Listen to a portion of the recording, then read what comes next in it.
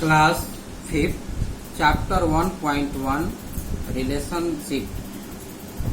आज हम लोग इस चैप्टर में जितने भी टर्म आए हैं उसको हम लोग देखेंगे, समझेंगे और उसके बाद में आप उसे याद करने का प्रयास करेंगे। Relationship, emotional attachment with someone is known as relationship. किसी व्यक्ति के साथ आत्मा से जुड़ाव को हम लोग रिलेशनशिप कहते हैं।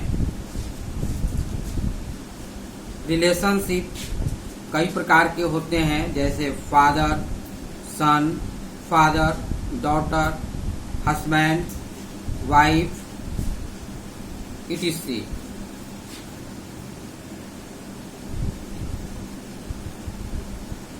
फैमिली ट्री के बारे में हम लोग जानेंगे। Expansion of member with respect to time is known as family tree. परिवार के सदस्यों का फैलाव समय के साथ फैमिली ट्री के नाम से जाना जाता है। What is family? फैमिली क्या है, इसके बारे में हम लोग जानेंगे। Family is formed by parents, children, grandparents, uncle, aunts, cousins। परिवार जो होता है माता पिता, बच्चे, दादा दादी, चाचा चाची, चचेरे भाइयों के मिलने से बनता है। फैमिली दो प्रकार के होते हैं। पहला होता है joint family. Family in which parents, children, grandparents, uncles, aunts and cousins live is known as joint family। वैसा परिवार जिसमें माता पिता, बच्चे, दादा दादी, चाचा चाची एवं चचेरे भाई बहन रहते हैं उसे हम लोग ज्वाइंट फैमिली कहते हैं।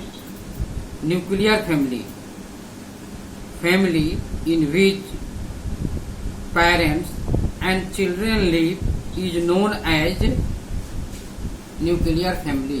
परिवार जिसमें माता पिता एवं बच्चे रहते हैं उसको हम लोग न्यूक्लियर फैमिली कहते हैं। माइग्रेशन के बारे में जानेंगे। Moving from one place to another is known as migration. एक जगह से दूसरे जगह जाना माइग्रेशन कहलाता है। अब हम लोग भिन्न भिन्न प्रकार के माइग्रेशन के बारे में पढ़ेंगे, जैसे ई migration, when people move to settle in another country they are called emigration. जब कोई व्यक्ति दूसरे देश में जाकर के बस जाता है तो इसको हम लोग ई माइग्रेशन बोलेंगे, जबकि इस प्रक्रिया को ई माइग्रेशन बोलते हैं। ई migration when people move to settle in our country from other are called E migrant.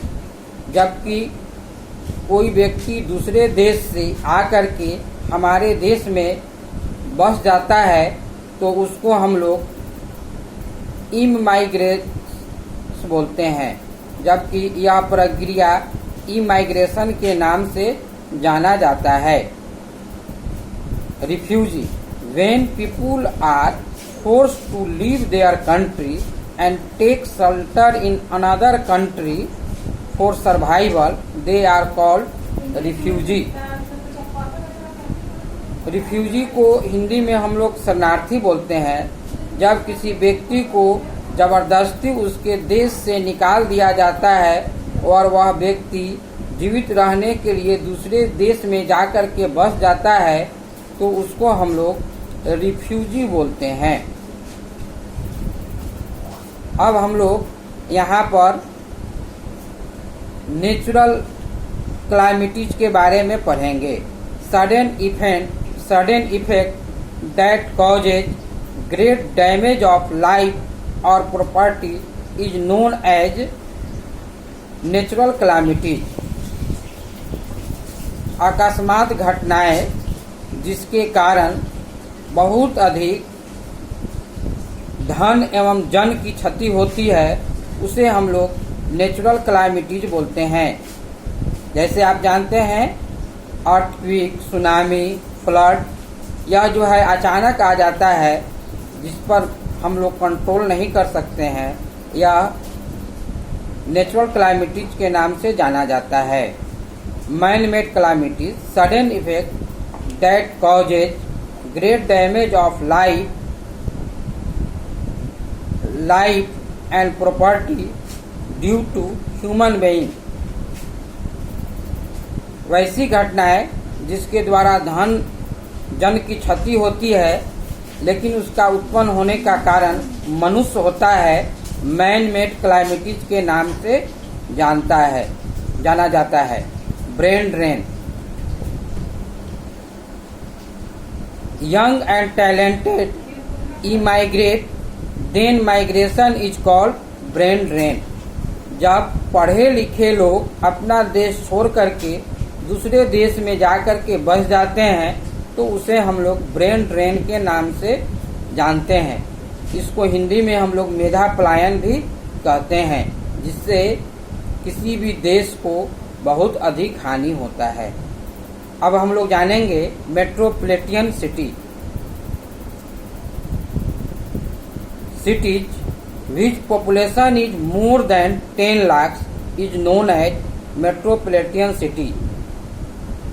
Metropolitan city खासकर देश के राजधानी होते हैं या किसी राज्य के राजधानी होते हैं। इसके अलावे भी दूसरे स्थान हो सकते हैं। Other cities which population is less than 10 lakhs is known as other cities.